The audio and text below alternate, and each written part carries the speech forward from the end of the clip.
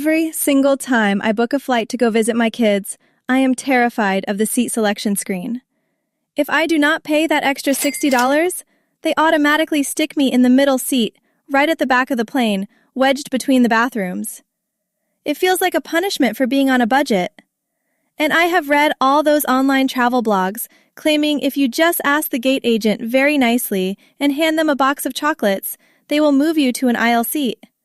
But that never actually works for me. Is the system just rigged to squeeze every last penny out of us before our knees even hit the seat in front of us? That chocolate myth is completely useless in modern aviation. The truth is, gate agents do not control the primary seat inventory anymore. An automated revenue algorithm does, and it relies entirely on your impatience. The system deliberately holds back the most desirable aisle and window seats in the main cabin, making it look like the plane is 99% full weeks in advance. They want you to panic and pay the fee. But here is the whistleblower's secret regarding the DOT guidelines. Exactly 24 hours before your flight, the airline checks in their frequent flyers, and those elite members get bumped up to first class or premium economy. Suddenly, dozens of prime aisle seats, usually near the front, open up for free. If you wait until exactly 24 hours and 1 minute before departure to select your seat in the app, you bypass the psychological trap completely. But securing that aisle seat is only the first step, because what you are allowed to bring to that seat is governed by a rule the Transportation Security Administration absolutely hates explaining. Wait, what do you mean they hate explaining it? Whenever I pack my carry-on, I am obsessively checking all my liquids. I have joint pain when I fly longer than 4 hours, so I rely on heavy cooling gel packs and some specialized liquid supplements. But I always end up throwing the gel packs away at security because of that strict 3.4-ounce rule. I see people getting yelled at and pulled aside all the time. It just feels like there is zero flexibility. How could there possibly be a way around a federal security checkpoint rule without getting myself on some kind of watch list? You are sacrificing your physical comfort for a rule that does not actually apply to you. Under the official Transportation Security Administration guidelines, the 3.4-ounce restriction, known as the 3-1-1 rule, has a highly specific, legally binding exemption for medically necessary liquids, gels, and aerosols. This includes freezer packs required to cool joints, liquid vitamins, and even prescription creams. You are legally allowed to bring these in reasonable quantities exceeding 3.4 ounces. The secret is the exact terminology you must use. You do not ask for a favor. When you reach the bins, you must physically separate them from your other liquids, look the officer in the eye, and state clearly, "These are medically necessary liquids." Officers are trained that this phrase triggers a different protocol. They will swab the outside of the container for explosive trace residue, and then they must let you through. Do not let them intimidate you into throwing away your pain relief. But speaking of liquids, what you drink once you are actually on the aircraft points to a disgusting failure in airline sanitation that no one talks about. Please do not tell me I cannot drink the water on the plane. I have heard rumors for years that the coffee machines are dirty, but I always assumed those were just urban legends. I mean, the flight attendants drink it themselves, right? On a 10-hour flight, a hot cup of tea is sometimes the only thing that helps me relax and actually get some sleep. Are you seriously suggesting that the federal government allows commercial airlines to serve contaminated water to hundreds of passengers miles up in the air? The hot water for tea and coffee does not come from bottled water. It comes directly from the aircraft's internal potable water tanks. The Environmental Protection Agency actually implemented the aircraft drinking water rule back in 2011 because tests consistently showed high levels of coliform bacteria in these tanks.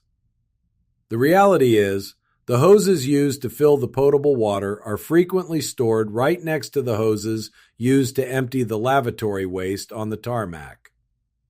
Flight crews are fully aware of this. Most veteran pilots will not touch plain coffee. The water only has to be slightly heated to brew tea, which is absolutely not hot enough to kill harmful bacteria. This causes severe intestinal bloating and digestive failure during long-haul flights, which most people mistake for motion sickness. Always demand your beverage be poured directly from a sealed bottle in front of you. But hydration is just one part of your internal biology on a plane. The way the airline manages your external space involves a hidden right you possess regarding medical equipment. Okay, that is terrifying. I am strictly drinking bottled water from now on. But what about all the stuff I have to bring on board for my health? My doctor told me I need a CPAP machine for my sleep apnea. When I fly basic economy, I am only allowed one personal item that fits under the seat. If I bring my CPAP machine, my purse, and a small bag with my change of clothes and medications, the gate agents always try to charge me $90 for an extra carry-on. I end up trying to stuff my medical device into my suitcase, which defeats the purpose if I need it. It feels completely discriminatory. It is highly discriminatory, and more importantly, it is a direct violation of federal law. Under the Department of Transportation and Federal Aviation Administration regulations, medical devices absolutely do not count toward your carry-on luggage limit.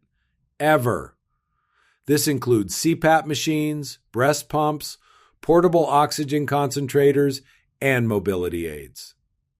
The airlines train their gate agents to aggressively enforce bag limits to generate revenue, and many agents will purposefully ignore the medical device exemption unless you forcefully invoke it.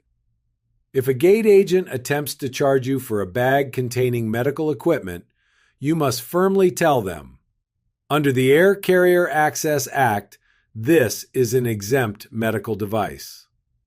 They will immediately back down because violating the Air Carrier Access Act carries severe corporate fines.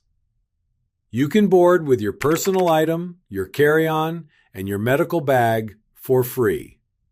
And knowing your rights under the Air Carrier Access Act leads directly into the biggest secret regarding how you exactly board the plane.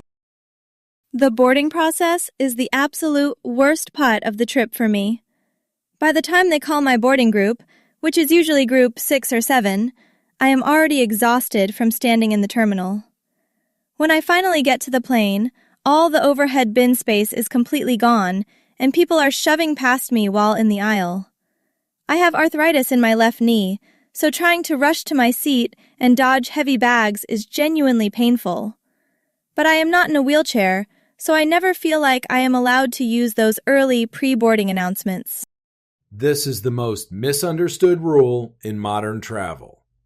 The Air Carrier Access Act mandates that airlines must offer pre-boarding to passengers who need extra time or assistance.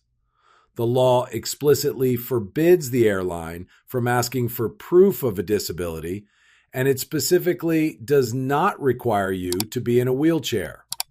A stiff knee, severe anxiety, hidden arthritis, or a bad back absolutely qualifies you under federal law. You do not need a doctor's note. When the gate agent announces pre-boarding for those needing extra time, you scan your ticket and walk on. If they ask questions, you say, "I require extra time to safely access my seat." This guarantees you first access to overhead bins right above your seat, zero aisle crowding, and the ability to comfortably prepare your space. But getting to your seat comfortably is irrelevant if a pilot makes a specific operational decision mid-flight that destroys your circulation. Once I am actually in my seat, I try to follow all the rules. But on my last flight from New York to London, the pilot turned the fasten seatbelt sign on and just left it on for almost 5 straight hours. There wasn't a single bump of turbulence. It was perfectly smooth. My ankles swelled up so badly I could barely walk when we landed. I asked a flight attendant if I could just quickly use the restroom or stretch my legs, and she yelled at me to sit down immediately. It felt like I was being held hostage in a tiny chair. You were a victim of a corporate liability policy, not a safety emergency. According to internal aviation whistleblower pilots, leaving the seatbelt sign on for hours in perfectly smooth air is frequently a defensive tactic. If a passenger trips or falls while the sign is off, the airline is legally liable. If the sign is on, liability shifts to the passenger.